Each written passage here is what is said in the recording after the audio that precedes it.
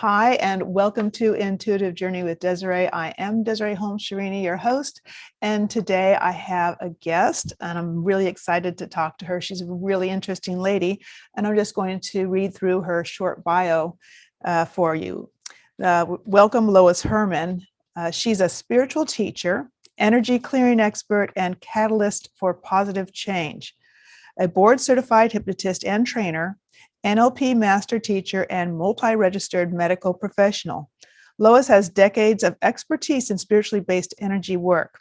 She's a corporate leader and educator. Lois enjoys coaching, teaching, and sharing inspired articles, blogs, and insights from her Chronicles of Hope book series. She shines a light on lightworkers in her Inspiring Hope radio show. And Lois is on a mission to help shift humanity to be more positive. So welcome, Lois. I'm happy to have you here. Thank you for asking me. Happy to be here.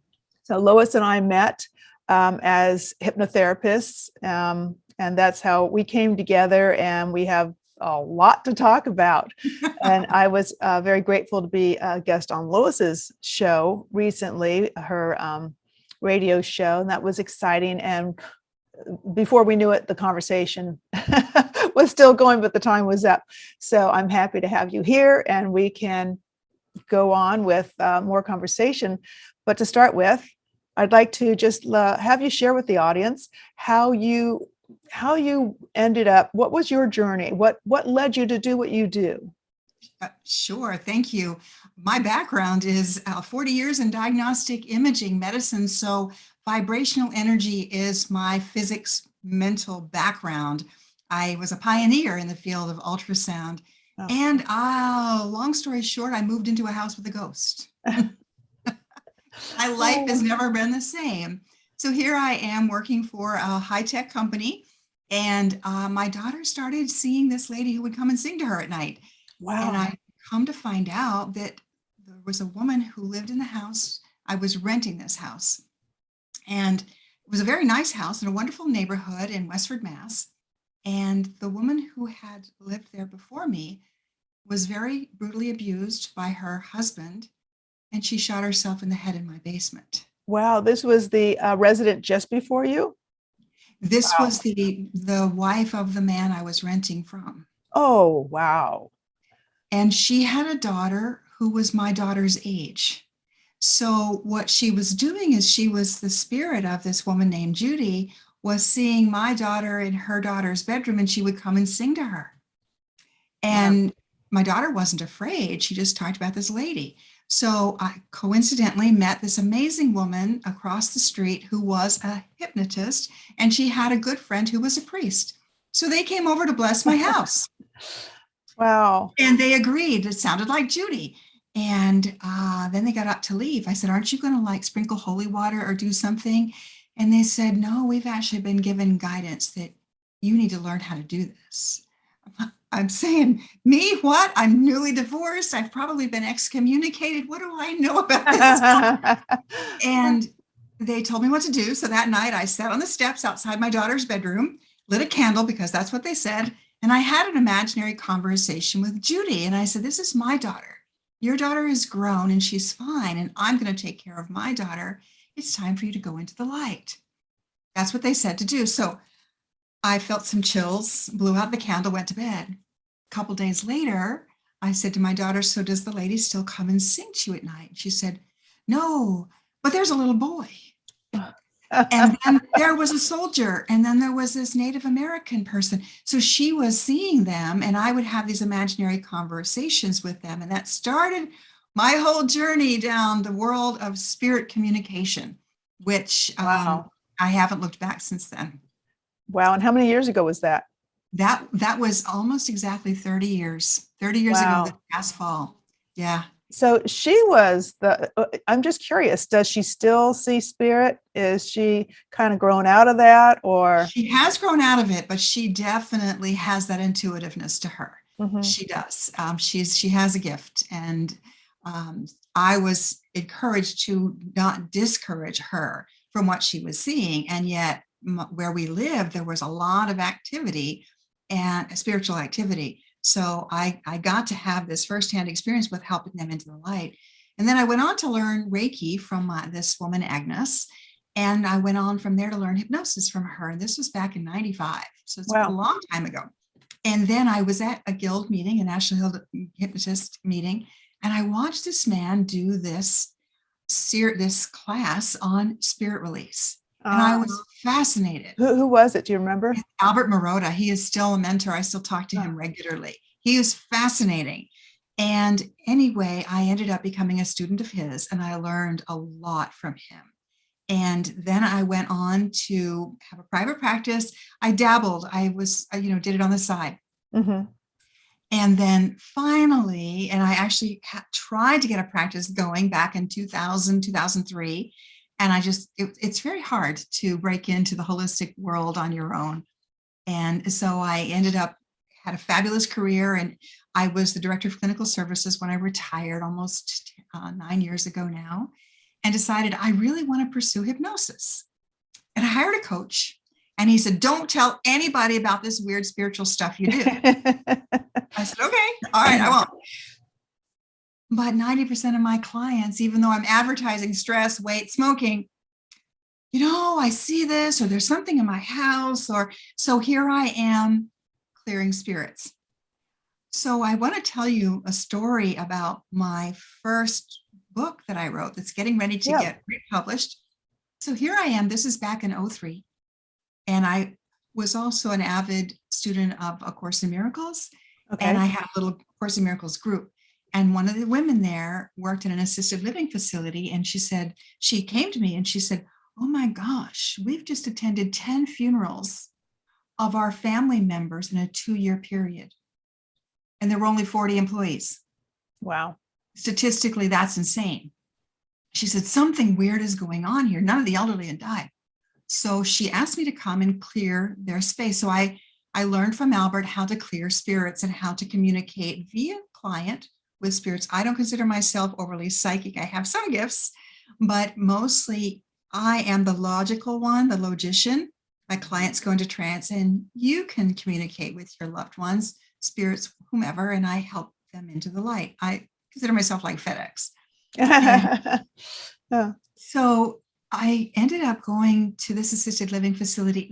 She went into trance. They actually gathered up money and they paid for me to do this. And we've uncovered over 300 children who were trying to get their attention.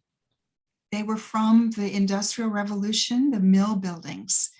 Manchester, New Hampshire was famous for the longest consecutive 1 mile long building of fabric mills. Wow. Back in the late 1800s.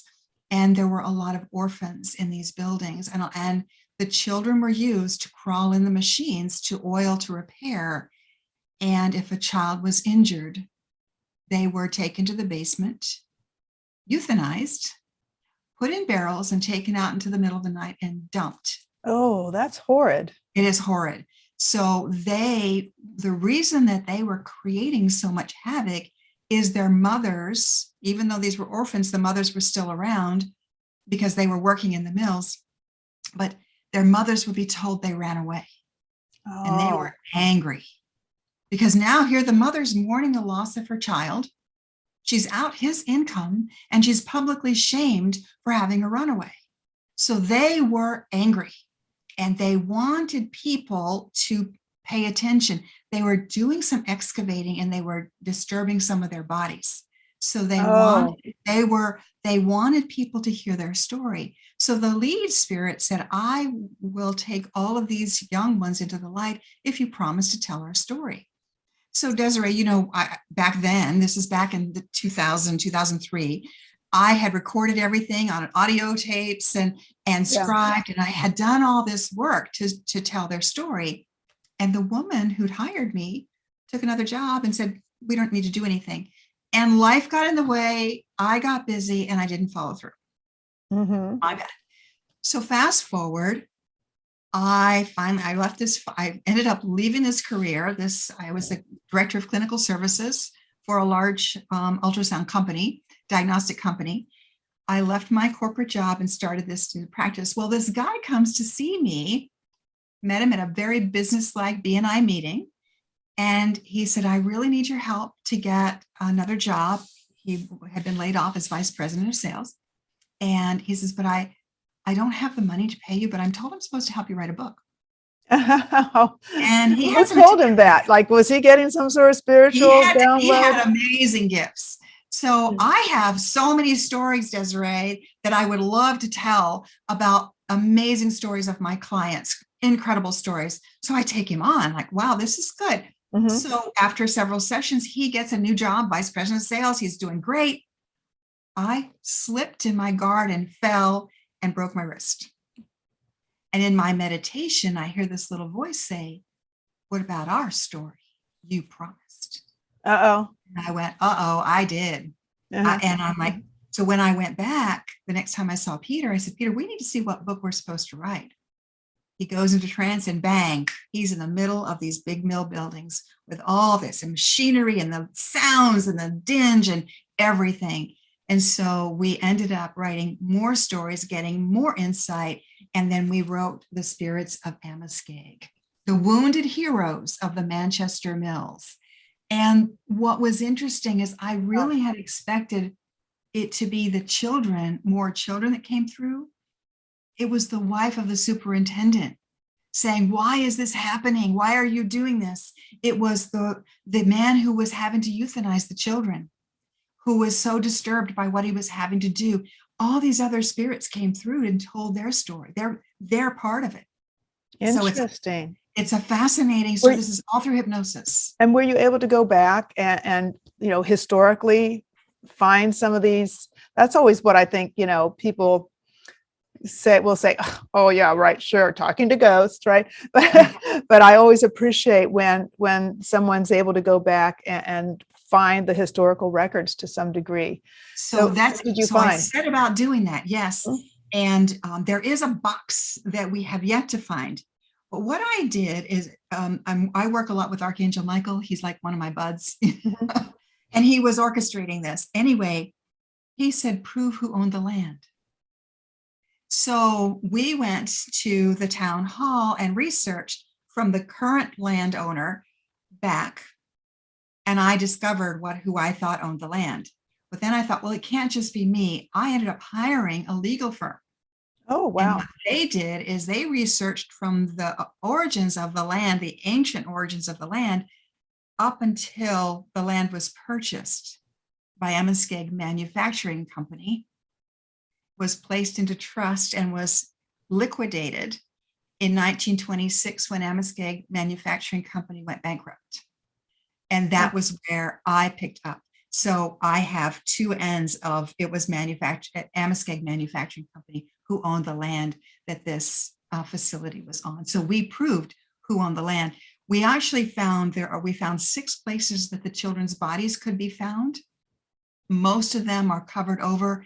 There was one we could excavate, but we just decided that it was to try and prove that and to dig them up. It was more important to help them, and to tell their story. And I have a fun story to tell about that. So it was Memorial Day, a year after the book was published. Mm-hmm. And I'm giving a presentation to a group of very, very psychic people. Okay. And I tend to do PowerPoint organized presentations. So here I am giving my organized presentation. This woman who's very psychic afterwards comes up and she says, is it your birthday? I said, no. She said, was it your birthday? I said, no. She said, the whole time you're talking, there was a young man standing next to you with a cupcake and a single lit candle wanting to give it to you. And I said, oh my goodness. 1 year ago this day was when the first copies of the preliminary book were placed in my hand. And they remembered and they were thanking me. So there were many times these young spirits would come in and say, thanks, just wanted to check in. And it was so cool how they were so grateful that we at least told their story. We celebrated that. And so you're having, what date is the re-release on this book? Well, it was supposed to be 12/21/21, but I'm thinking it might be 2/20/22. Yeah, or 2/22/22 is, or 2/22/22. That's supposed to be a big it sure is number. So yeah. So I will make sure that this is out for Yeah. listeners to hear before that, so they can look Thank for it. you. So these are their exciting. stories. And so I ended up having several thousand of them made after the first 200 got sold, and 700 and some burned the same weekend that Notre Dame burned in a warehouse fire. Oh, how interesting. It was sad, and I was heartbroken. No insurance. Mm. So note to self. Well, I've learned so many things about writing books. So if anybody wants to know anything about what not to do with What books, not to do, yeah. Maybe you need to write a book on what not to do. Or once I get at least a this blog. book written. Yeah, and let me know when you write that blog. So I will. I'll read what not to Yeah. do, because writing more books is on my list. And Yeah. speaking of more, talk about time management. That's a whole nother podcast. But so it's interesting how things lead people where they didn't know they were supposed to go. Yes. But since then, so that was your first book. Right. And since then, you've written 2 more, right? And Correct. you're working on a third. Right. And I know the story, but why don't you share the story of how your Chronicles of Hope came about, which is another interesting. It is a fascinating story. Thank you for allowing me to share. These are their stories. Someday I'm going to write a book about the other stories, but I tend to be the type of person that if I say something that I'm going to do something, I will do it. And so that weekend that the Spirits book burned, I was so sad. And they came to me in a journey and said, "You have a more important book to write. Do not worry. You did what we asked you. We thank you. We'll be here to help support this next effort." So that story is, I was, as hypnotists, we see people have all kinds of different issues. So this guy, I met him at a networking event, a holistic networking event at his engineering facility, and he was having difficulty sleeping. That's normal for us to see people. Yeah, right? We get that a lot. Yeah. So he comes in, and when people communicate, and you do this kind of work too, Desiree, when they communicate with their loved ones, I'm the scribe. It's their journey. Even with the spirits of Amoskeag, they're on a journey. I'm taking notes. I'm asking the questions, and I am staying very logical. Mm-hmm.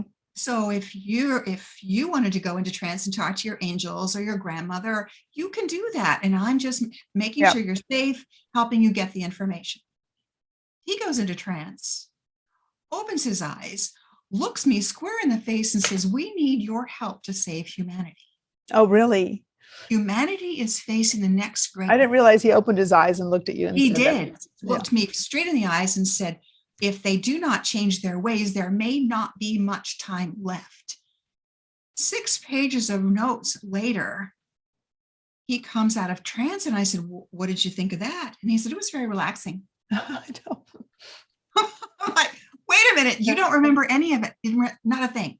Mm-hmm. So the next time he comes, I said, "Would you mind if I turn a little app on my cell phone, just in case whoever this is comes back?" So 20-something sessions later, over a couple year period, we have the making of 3 books. Wow. And so I brought in Peter, who had helped me with this book, because I'm thinking, is this guy woofing at me? Is he pulling my leg? Is this all gooey? But because Peter was so adept and we worked so well together, he could see his energy, and he's like, "No, he is leaving and something else is coming in."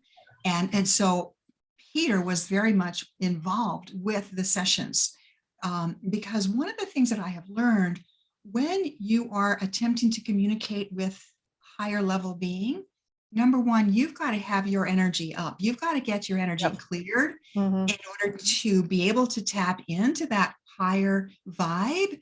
And then you also have to be discerning about who you bring in. Mm-hmm. So I've heard many people at times of desperation shout, "Anybody help me." Well, you could be pulling in some sort of nefarious energy. Mm-hmm. So I wanted to make sure that the information that we were getting was pure, was real. So we would do a clearing of Gary first, and then be sure Peter was holding the energy as we got the information. I needed to be very discerning on that. And so we have the first book is the first 11 sessions is from the Uncreatus, the ancient ones. And they talked so much about vibrational energy and how we as humanity need to lift the energy because we were headed down a negative spiral. And I think it's all being exposed now. This was before all this craziness is happening in our world, Desiree. Yeah. I'm like naively taking notes going, yeah, it's kind of bad out there. Little did I know how bad it really was, but they did. Yeah. And when you talk about energy and just think, even 10, 20 years ago, for someone other than Albert Einstein to say everything is energy, and for people to actually have a concept, when we talk about people waking up, people actually have a concept that, everything, and I've done podcast, YouTube, episodes on this before about energy and just because a chair looks solid, it's that's really, if you get down to the molecular level, it's vibrating, it's a certain frequency, and the material world and all that. So what I'm heading at here is the idea about energetically and the thought energy up here. So up here is the pre-material energy, and I want to say up here, but before formation. So when you were getting these messages with the warning, there was this energetic substance coming down, and now we're seeing a lot more of it. Does that make sense to you listeners out there? That it was like the cake rising, it was like putting the ingredients were going in, and now it's in the oven, and we as humanity, right, we have an opportunity to get some self-awareness about how are we being in the world with each other, because everything's connected. And just to kind of go off on a little tangent that is actually applicable, there are energies that would like to bring the universal energy down, as opposed to allow a connection that creates a higher interactive energy between people. So, and that's exactly what we experienced. That's what they cautioned against. That's what they talked to me about protective bubbles, about sacred space, all of that stuff. And we encountered so much resistance in getting this book out there. So book one was about what we need to do. And then, okay, Desiree, you're a hypnotist. You know about asking questions, because I didn't want to lead. As a hypnotist, we have to ask open-ended questions. So exactly. Imagine you're talking. You're hearing voices, aren't you? And they're telling you this, aren't they? Well, that's what we get. That's the stuff we get from, out there inside. But as a good facilitator and hypnotist, we allow the answers to come from the client. Exactly.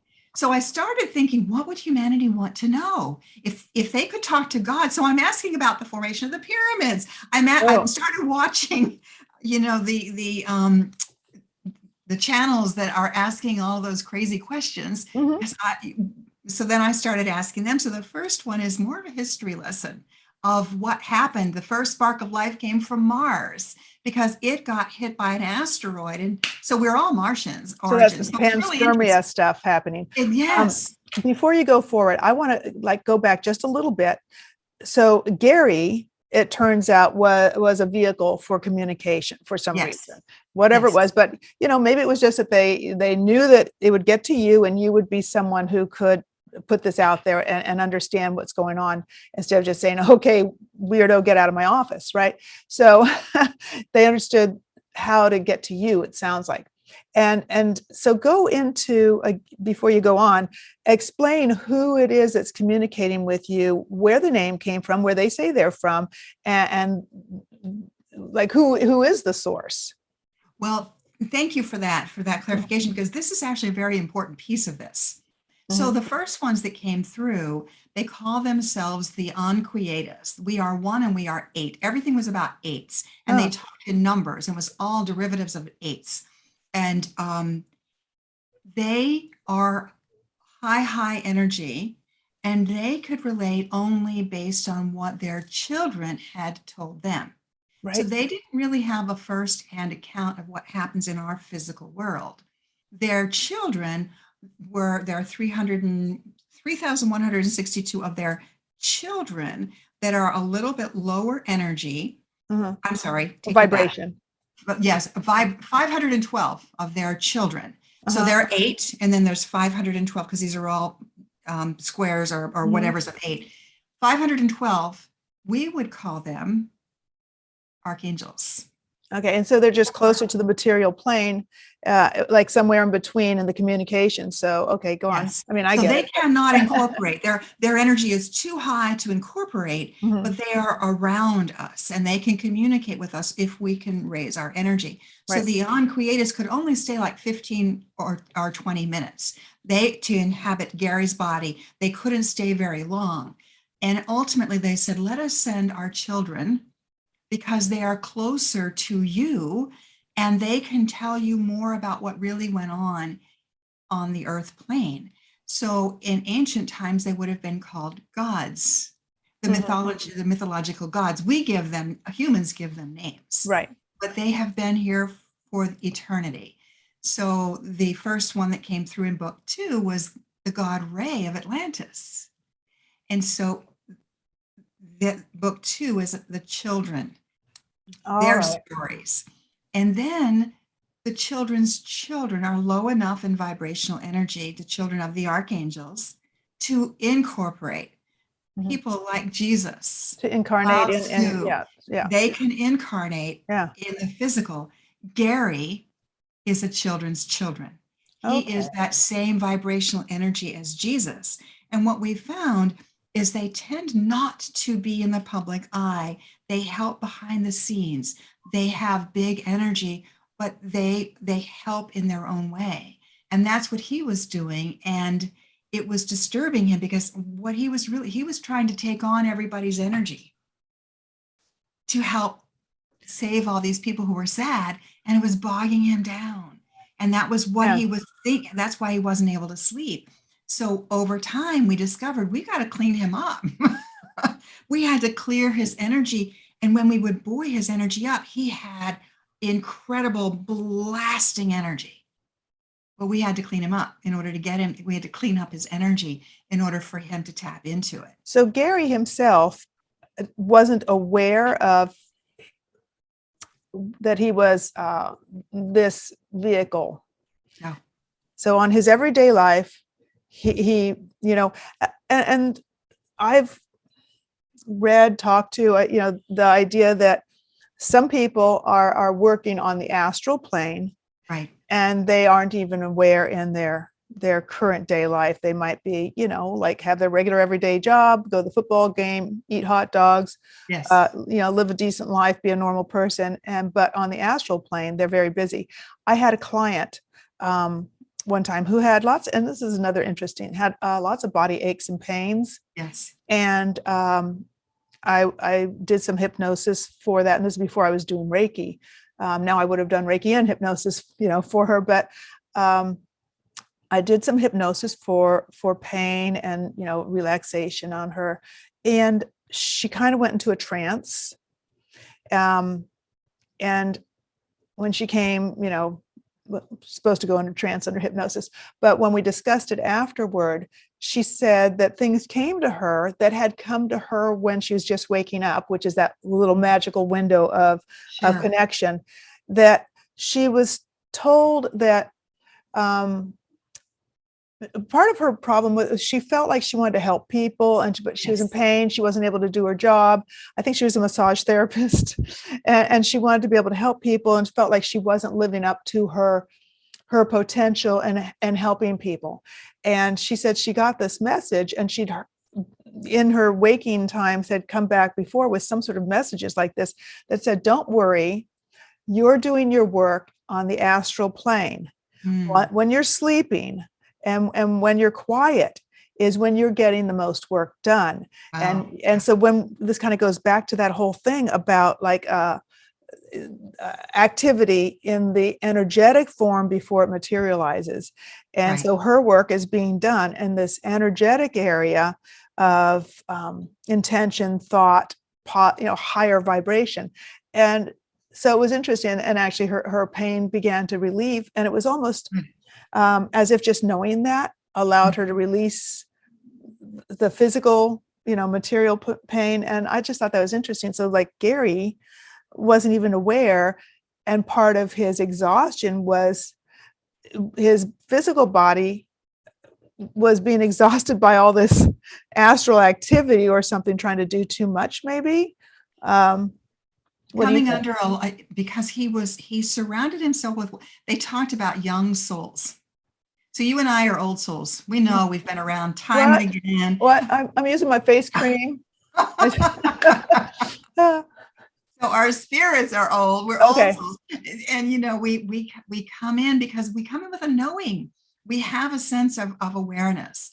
These young souls, there are a lot of young souls. This is what we're told. There are a lot of young souls on the planet.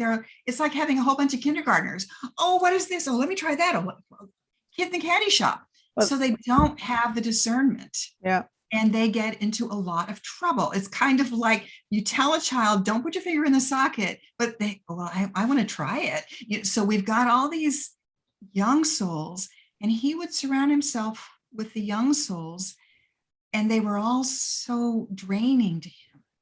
But he just felt like he just needed to give. Mm-hmm. So he knew that that there was something about him, but he just didn't know what until the sessions. And so the sessions were incredible. And so the first book was the Uncreatus. The second book was the collective, we called it. Jesus came through saying, what happened to my message? It was so simple. Why, Yeah. So if he were still in the tomb, he'd be rolling over several times, but he was rolling when he came. It was really interesting, Desiree. I work with Jesus a lot. My clients work with Jesus a lot, and he's so magnificent. But when he lowered his energy to come into Gary's body on the physical, he was crying. What happened? I brought a message of hope, of compassion, and people took my message for their own purposes. Yes. Yeah. They what do you call it when they finally released those documents from the government? They black things out. What's that called? Yeah, I remember. I know what you're talking about. Yeah. Yes. That's what happened. They're like, no, we're not sharing that information. Mm-hmm. Put that one. Go bury it in a hole someplace. Yeah. So I ended up in book 2. There is actually, I have Jesus's top 40, and it starts with, first do no harm, Hippocratic oath, first do no harm. So there's simple little bullet points. And what I did with the books, I as a hypnotist, I transcribed all the sessions exactly, and I was so pleased with them. And I gathered a group of people together that we called them Team Hope, and different walks of life. And I shared the first 11 with them, and they read them, and they looked at me and said, "Could you please explain this?" Because as a hypnotist, we could understand what all of the, I'm asking the questions, all that. So I ended up then developing or designing the book kind of after the Course in Miracles, because I was an avid Course in Miracles studier or student. Mm-hmm. So that I've got the actual conversation, and then a reflection, which is kind of my interpretation of what they might have said. And then the highlights, which are bullet points that we use in study. We have a study group, and that it's easier to reference the bullet points instead of going back through the text. The text is there if you want to refer to it. I wanted to be very pristine. I didn't want to change the text because so much has been changed in some of the other religious books. And I wanted to make sure that their words, they were not my words, they were used. And also, the original, whatever, wherever the source, when someone has access to the original verbiage, that they then can intuitively, look at that and maybe even find something deeper, or that would not have, that you might have missed, or that someone else might miss, and they could say, oh, because there's a message, just like when someone refers to the Bible and somebody says, no, it means this, no, it means that, no, it means that. Somebody could glean something that's meant specifically for the day they read it. So I think that's an excellent way that you put that together. It's true. And doing the study groups, we go back through these topics, and every time I go through it, there's like, oh wow, I didn't realize that. Uh-huh. I get something new out of it because I'm in a different place. So I get something new every time I go through it. And one of the things that they have been very, very, very clear on is there is never one way. If someone says theirs is the only way, walk away. Yeah, I know, right?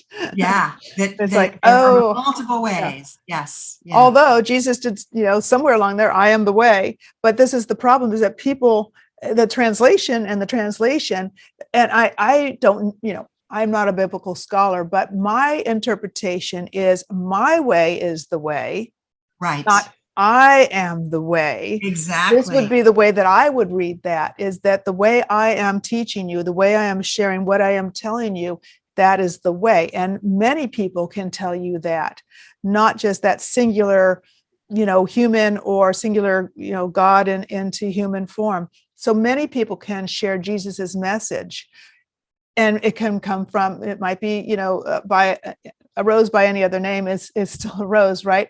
So his message has been repeated over thousands of years Absolutely. by thousands of voices. And when somebody says, no, that person's not him, that's no, it's only this person, they really cubbyhole themselves and see themselves as a God, when, and they're elevating themselves above the word that was the message of what the way means. And I just Yes. went off on a tangent, didn't I? It Yeah. makes perfect sense, Desiree. I like that. I like that because that is basically what he said. And then there were triggers of past lives of my own in here, which was all kinds of fun that I could write about in the reflections piece. But so I ended up really focusing on getting those 2 books out because I needed to get them out there. And we created a website and groups and all this stuff. But then I pushed pause on book 3 because our little group dissolved. And it was painful to have to understand what happened here. And so I have now determined that this 2022 book 3 will come out August. They always come out on August 8th. That is their date.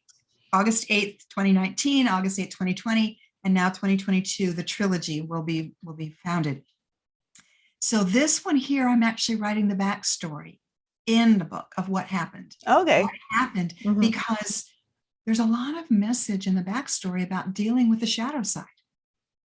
And when you are a spiritual person, you're on a mission.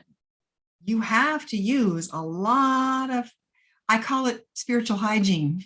You have to, you brush your teeth every day. You have to put up your protection. You've got to have spiritual practices to keep your energy strong and protected, or you will be subject to being attacked by, basically, dark energy, nefarious energy can be, and they give us exactly what they are in book 1. And now I'm looking at this going, holy cannoli.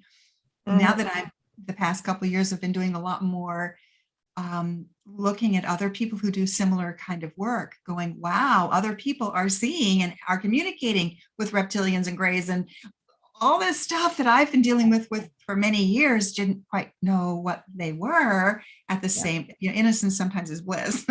And now I'm realizing how we were under attack through this whole process. And don't you think it's true too? So spiritually, like you say, protecting, but for someone who is more literally down to earth, yes, I think that anyone who's listening, if they have a hard time with the idea of spiritual hygiene and dark spirits coming, this will make more sense to them, because the same as above, so below. Absolutely. On even for someone walking down the street on the earth plane, you get a feeling, you walk across the street, if you see someone coming through toward you, sometimes you're like, I've got to keep my distance. And don't we all know those energy vampires, the friend you're around who always brings you down and you feel sucked out, and you're like, I don't know what it is about, Mary, but whenever I'm around her, I just feel so depressed. And so for someone who might be poo-pooing or not really getting the whole idea about keeping yourself clear and safe, we do the same thing with Yes, people, and we should do the same thing with people. So absolutely. You're exactly right. reviewing your everyday life, that person in your office who just has a bad vibe, there's Right. something that means frequency, energy. It's that. That's right. You're And picking up on it. Your Mhm. energy is picking up on it. And you Yeah, have to limit yourself to toxic exposure, just like limiting yourself to alcohol or too much of this or too much negative energy will pull your energy down. They go yeah, into all of this yeah. in the book. And speaking of that, one of the sessions was with Mother Gaia. All of these have said, all these ones have said, you need to be more connected with Gaia. Those of us who are star seeds, I can't tell you how many light workers, oh, I just want to go back to home. No. We've chosen to be here. Uh-huh. This is home. We need more grounding. And so there was a lot of emphasis on connecting with Earth. Yeah. So we have to do both. We've got to connect with the high vibe energy and the high vibe energy of the heartbeat of our Mother Earth. So there's a lot of reference to that in there as well. And this is a little segue. I don't know that I've done an episode on this, but if I will look back, and if I haven't, I will, about that frequency and the idea that we and our Earth are an entity together, that we are part of this whole being. Yes. Just like we're all part of the universe, but yes. And for example, in our bodies, we have more microbes in our bodies, little creatures, like, go look it up. There's like the intestinal and the little microscopic creatures that live in us, on us, in a sympathetic and there's the word for it, but we're with each other. Yes, symbiotic.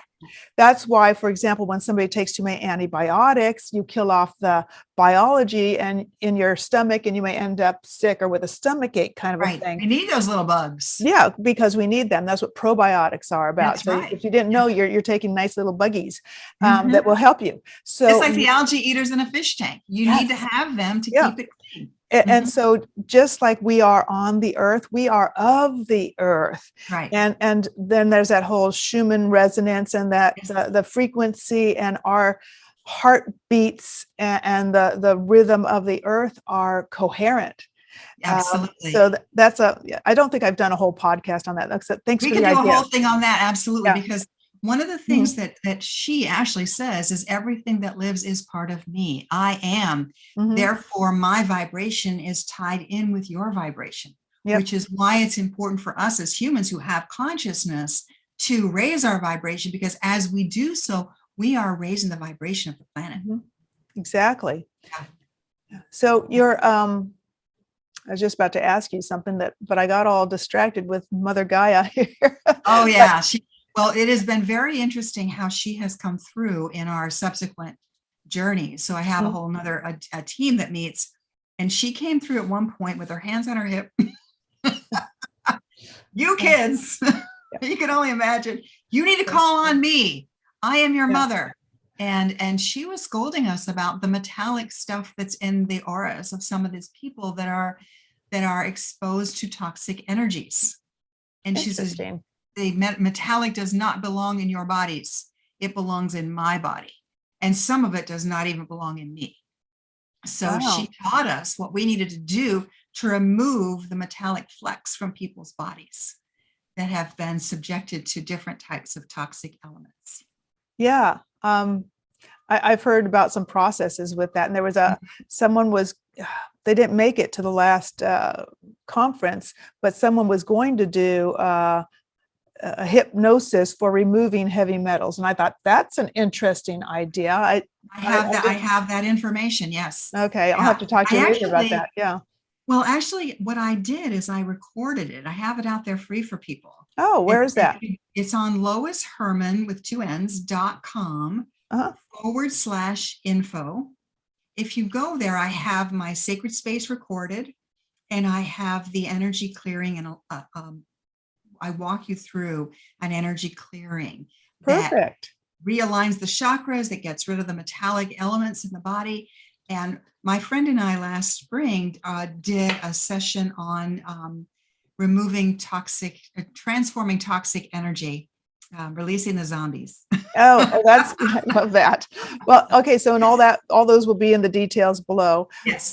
But usually I say that at the end, but we're not done yet. I want to go back to,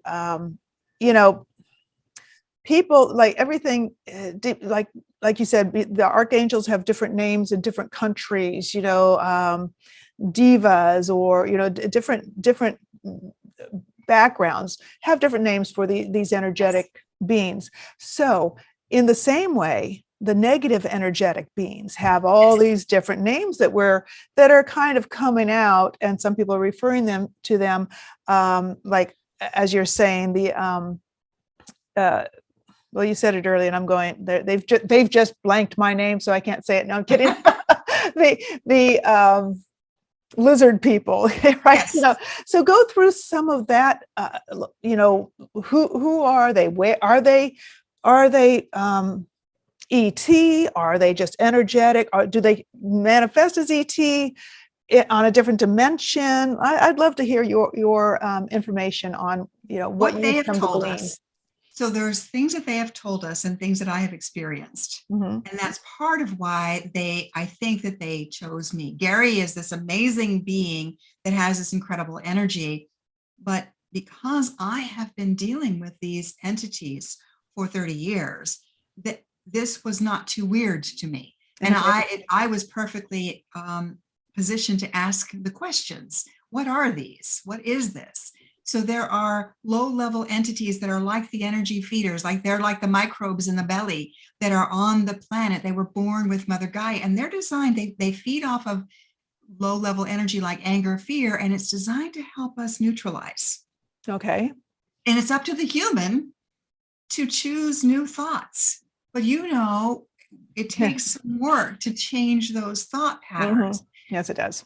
They go right back to the old, but there's a lot of these low-level energy feeders that basically we call them the EFs, and they're just neutral, and we scurry them away, and they go somewhere. So that they're the scavengers, if you will, of Mother Earth. And then there are entities from other dimensions. Now, another dimension, I would refer to them as the fourth dimension. We're here in the physical, we're wearing clothes as a third dimensional being. Mm-hmm. Rocks are first dimension, second dimension are flocks of things, third dimension are physical consciousness. Fourth dimension are those beings that we can't see, but they're here in the ethers. Right. When we get up to fifth dimension consciousness, that's when we are more in the angelic realms, the higher vibrational energies. So when people say, and I've had many people who have been that had ET encounters, what they're experiencing is that fourth dimension. And they have told us that they can incorporate into the physical for periods of time, but mostly what we're seeing is it's not an astral projection, or it is not a hologram, it is more of an astral projection. We can see and experience. So these energies influence, and they don't have an energy of themselves, so they feed on our energy. So when people have an attachment of a spirit, if it's just like Judy who died, she didn't have her own energy, and she was sad to leave her child, so she was stuck here. All it takes is prayer. When you go to a service and if you pray for someone, it will lift that spirit into the light. Okay. It simply takes prayer. And that's basically what I'm doing when I'm helping an earthbound spirit into the light. Okay. Then there are ones that are from other dimensions. And for years, when I encounter these, I used to call them serpentines because they always looked kind of reptilian, but I didn't have that name. We had we called them squidlies, serpentines, spider people, grays, and then the little white guys. So we didn't know who they were. We just classified them. So you had a visual representation in your mind's eye. The Peter would, or when he would go into trance, or my clients would. Clients would see them and they would describe the exact same thing that Peter was talking about. So they were experiencing the same thing. And I learned about these originally almost 30 years ago from Albert. These other dimensional beings, they would have a commander. And so when I would encounter one that was not a earthbound entity that just was lost soul, Right. I would have them call forth their commander. And we would send them into the light by the thousands, because there is somewhat of a code of ethics. They have to tell the truth most of the time. So when I ask them a question, and I will wrap them in light, and they're captured by the light. And so then I've been sending them by the thousands into the light, because the commander must then command the others. I work with Archangel Michael and his legions. They come in and they bring them all into the light. This is just this is normal for me. So when you say into the light, then if these are I'm sorry, I misspoke. We send the earthbound spirits into the light. What Archangel Michael says is, I will take them to the dimension they belong. Okay. Because I was wondering, like, if they're different, types of energetic beings, Yes, and there are different places in the light. So if somebody was a murderer, Archangel Michael will take them to a different place. Then somebody who was the victim will go there are different places. Right. I guess you could call them the Elysian fields or whatever in mythology, but different people are taken different places for life review and for processing for their journey. But these entities that are not human, I just let Archangel Michael deal with them for the most part. And lately, I've been playing more Columbo and saying, tell me more about you. So I've been finding out some really interesting things about a lot of these entities that have been slaves themselves to the reptilians, who are pretty much the aggressors. But we've been sending them away again by the thousands too. So I know we're off on a weird tangent, but they've taught me, and they work with me, and they've been telling me, you must teach what you do. You must teach this. You can't, you're just like, you're giving fish. You have to teach, which is why I developed I spent a year really developing a didactic program to teach how to do energy clearing. Nobody else teaches it quite like this, where they have to go through the process of experiencing it. I teach it's a 50-hour program. Now, does somebody have to have some sort of psychic power or to be able to do that if they're interested in learning it from you? And I initially developed this program for hypnotists, and then I realized that not all hypnotists are very spiritual minded. Yeah. So in order to do this work, it is more the spiritual minded people. So I've ended up teaching some people who are very much more mediums or intuitive minded, and they're using it beautifully, because that's what it takes. It's that mission. I need to do something, and I can sense or see energies. Those are the people who are able to really embrace this. Not all hypnotists. Initially, I thought every hypnotist needs to learn how to do this. They're not equipped, or they have they just want to help people stop smoking and have their packages and whatever. But even a stop smoker, the reason they're continuing to smoke is because their father who died was a chain smoker, and he's still sitting there going, hey, just have another one, just have another one. So I clear everybody down. I clear so that if somebody just comes for smoking, I do an energy clearing of them, and then it's only their problem. Now we're just dealing with their issue and not some repetitive conversation from another dimension in their head that is enjoying the smoking through them. Exactly. Or the eating, or any sort of habit that is detrimental. If that energy is still around them, it's detrimental. And then these energies from other dimensions are really attracted to the light workers. This is the people who I really want to get to, because they shine so brightly that they're like candy to these entities from other dimensions. They are attracted to the light workers to feed off of. And then Hmm. the light worker gets more and more and more bogged down, and then they end up stopping what they're doing. That's So, interesting. yeah. So I'd like to ask you, because I have conversations with other people about like, and this is going to go into, bringing it all down to earth and what's happening in our world today and has happened over the Yes. centuries. Whenever I start going, oh, like what's going on? I think, well, it's gone on before. And, history repeats itself literally. So what do you think is going on? Who the question I get a lot is who's doing this?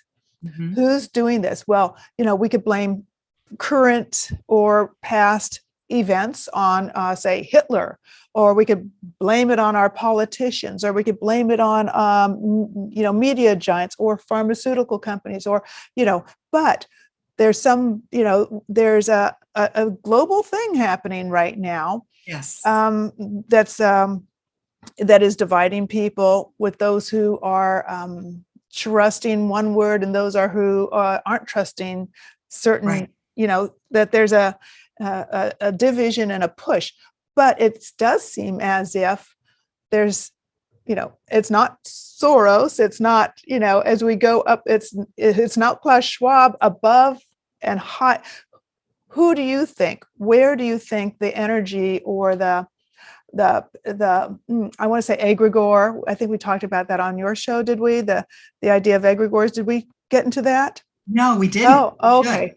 So egregor, for the listeners, is it's like a zeitgeist, and a zeitgeist is a group think. It's almost like a thought form that has its own personality and energy. If enough people feed into it, it becomes almost like an entity. So there's this egregor, the feeling thought form that seems to be, I want to say, controlling those who control, those who have power. And some people say it's an ET plan. Some people say, oh, it's the reptilians, it's the, above, because we're talking about spiritual beings here. We're talking about energetic beings that beyond our physical realm. What do you think is the reason that all this global weirdness is happening?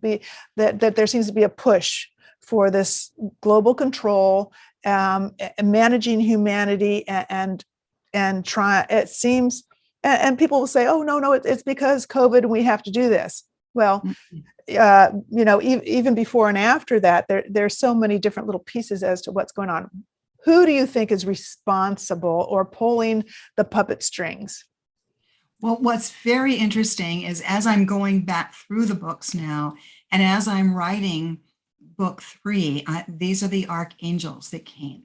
And what they are saying is, and I can say my belief, for what I prefer to share is what they came through and said, is that your earth is at a tipping point now, that there is a battle of good and evil going on, and it is up to humanity to choose where they lie. That they have that, and I think it speaks to this whole zeitgeist, because what that they're imploring me to help shift the energy up, to reverse the spiral of negativity. It is the spiral of negativity that is causing us to go down this drain, if you will.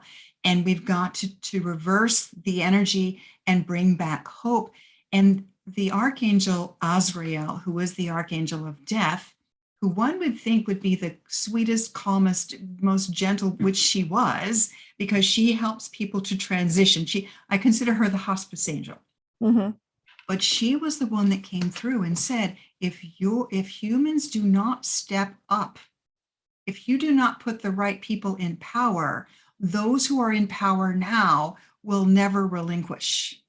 The people must step up at a grassroots level. You need to look back at your American Revolution and how they stood up against tyranny, and you need to do the same thing. You can't wait until somebody else is going to step up. You must all step up. And as the humans raise collective consciousness, as you raise your energy together, you will shift it.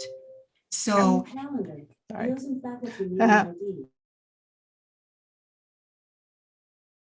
I put you, it's no point putting it on mute. Alexa, stop. She might repeat my reminder. Sorry about that, people. That's all right. I guess you could hear her even though she's over there. That's my personal assistant. There you go. But as much as I complain about AI, I really do like her. I do everything on, on Zoom. I have a lot of electronics. However, I take breaks from it and I have less, like in my bedroom, I really remove a lot of the energy. Mm-hmm. But to your point, yes, there are people who have drunk the power, and they have the challenges is what I have come to see is there are hybrids. These hybrids have no sense of compassion. Mm-hmm. They have been trained, they have been bred, they have been created to kill, to not have. A human has a sense of compassion, kindness, power, and this whole AI change is designed to take out that God connection. And this is one of the things that we have seen over this past year. We've seen muddy, murky, yucky auras, and we have seen, and I've known several people who have had COVID, and they said the worst part about it is the lack of desire to do my meditation, to connect. So it's taken us to go in and help reconnect the pineal. Okay. So some of this stuff is causing interference so that they're being controlled. So we're dealing with the potential. This is the goal is to have a slave society by if we listen and learn to what people have said right out there, you will have nothing and you will like it. This stuff is not conspiracy theory. This is what people have absolutely said. So they've devised ways of doing this. So they're taking away the human. Yeah. They're creating bots that are controllable. So what my guides are saying is it is the human that has the skills and abilities. It was the humans who created the masterpieces around the world. You don't give humans the credit that they are due. We have the ability, if we can tap into and reawaken our DNA strands, we have the ability to do so much more. We've been dumbed down over the years through programming, through our diet, through toxic elements, that we haven't got the abilities that our forefathers had. And their wonderful gifts have been trampled on by history is written by the victors. So yes, I know there's so many things that I've been fascinated with learning about these beautiful buildings, the architectural buildings that were used for energy. Yes. That have been changed. So there's so much to learn. And they have stimulated this learning in me. I was, a single mom making a living, spiritual let me on the mountain. And they've caused me to be down this process of questioning everything. Question everything. Yeah. And they have said that you do not give people answers. You open people to ask their own questions to get their own answers. That's what you must do. You've got to awaken the curiosity in the humans again.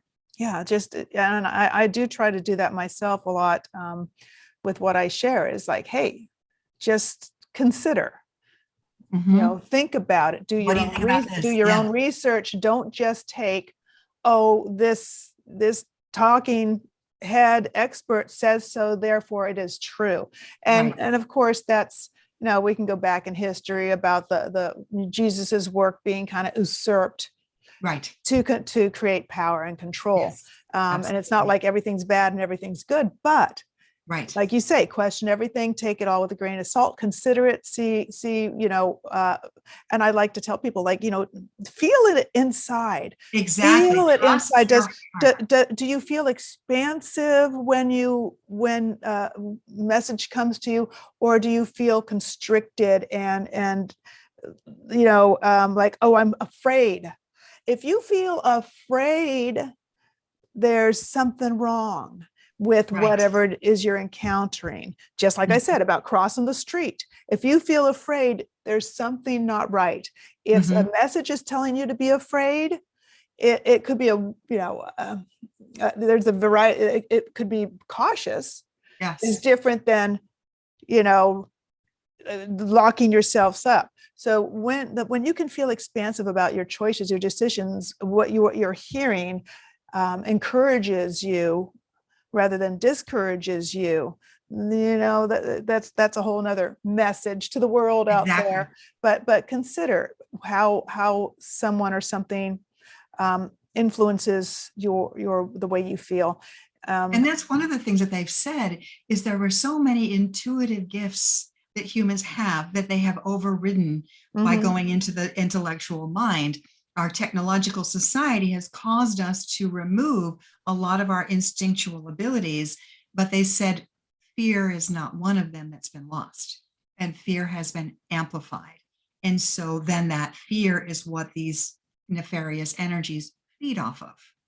So then they Yes. promote more opportunity for fear. So this has been going on for a long, long time. And if you look at the progression of history, war is all about fear and terror, and they feed off of this.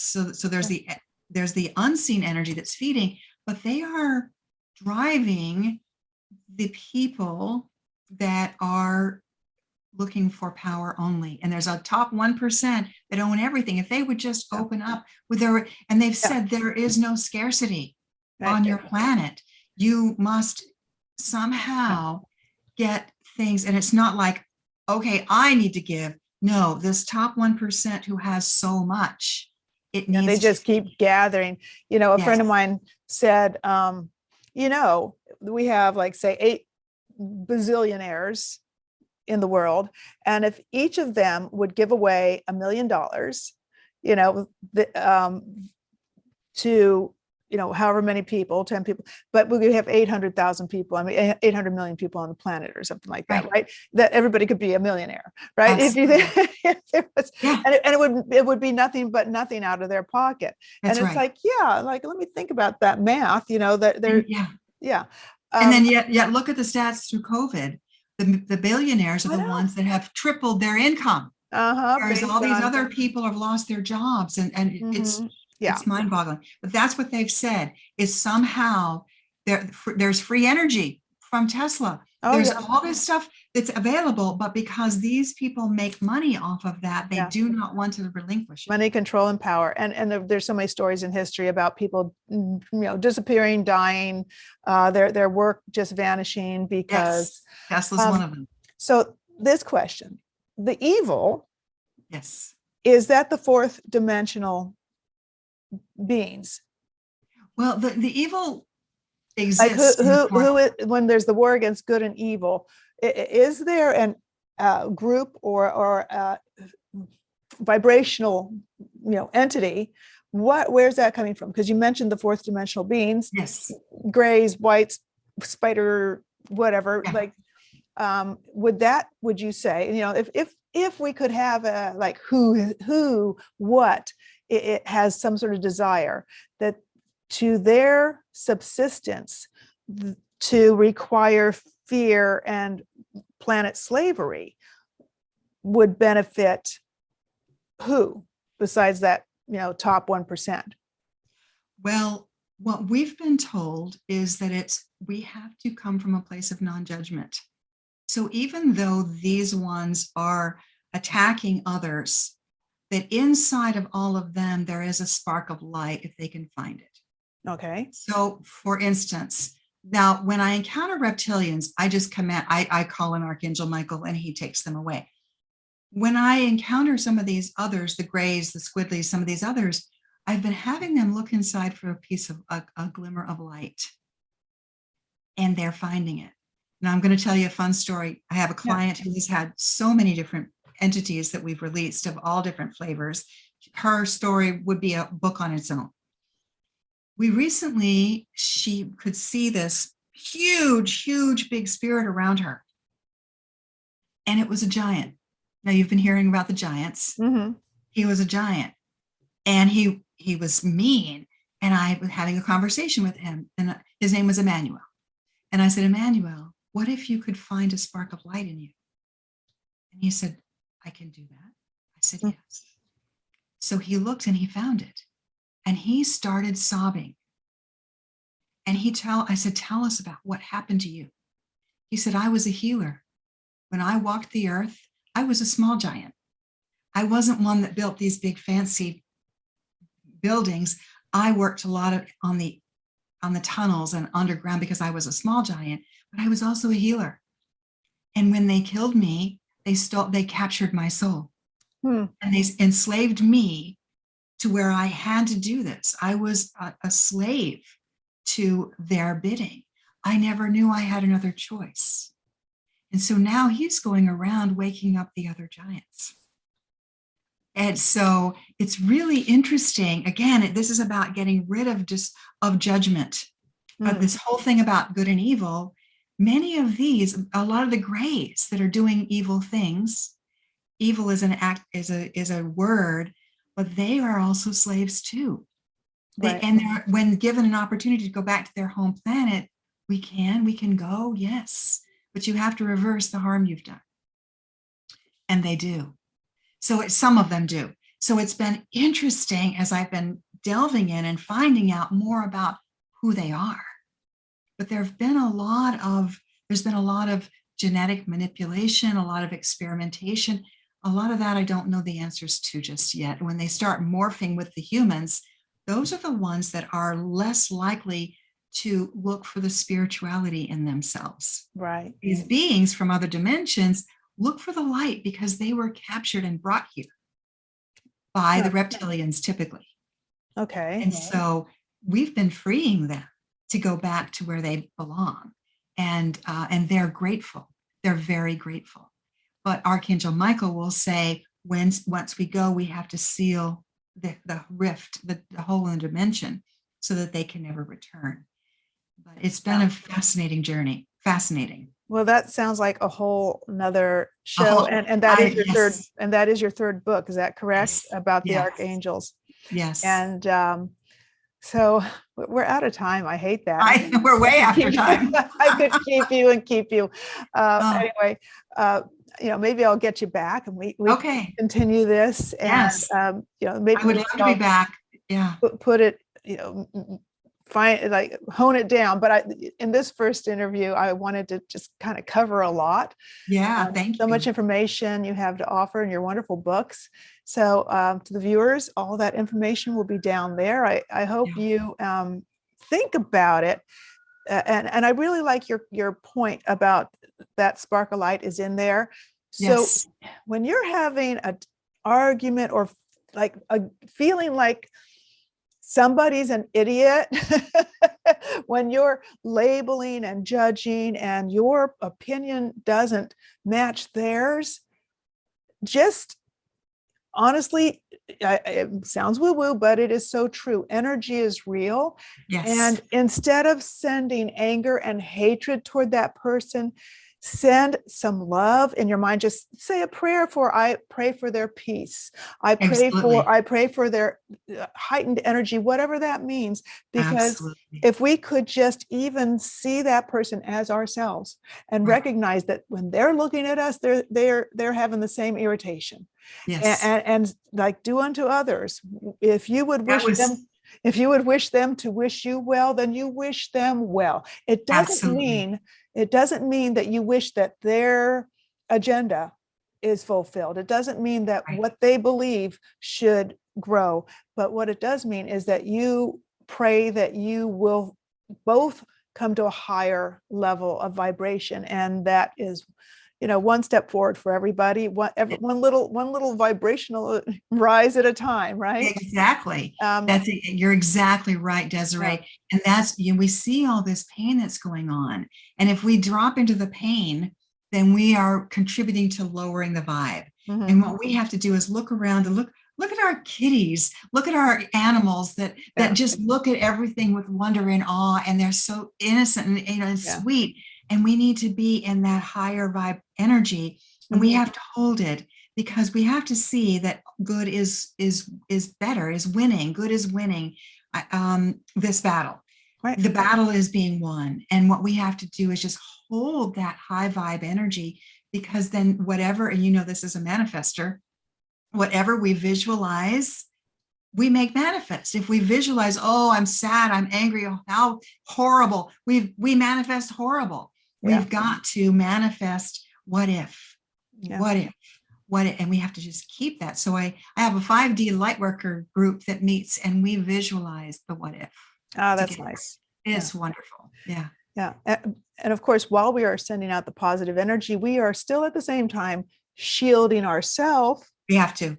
From any negativity, because not everybody's sending out good energy and good wishes. So for those who aren't able to do that, who are not interested in raising their vibration, we shield ourselves and push that good energy all around us. So absolutely great points. And I love what you do. And again, Thank I'll have you. Lois's information here, and visit her website, look at her books. And the books have their own website. Chroniclesofhope.net has its own website. And then the radio show is everything to do with the book. And the name of your radio show again is Inspiring Hope. You can find it on my website, on the loishermann.com website. And that is, is it Sunday mornings? Yes. Sunday mornings at 9 a.m. Eastern time. Yes. And so you can find all that. And she does it live. Yes. Right. So unless there's a snowstorm, which we had a couple weeks ago, then I do a replay. Yes. All right. I do it live. And if you want to be on the show, it was actually Jesus, when he came through, he said, there are more good people out there than bad. It's the voices of the negative are louder. You must isn't that the truth?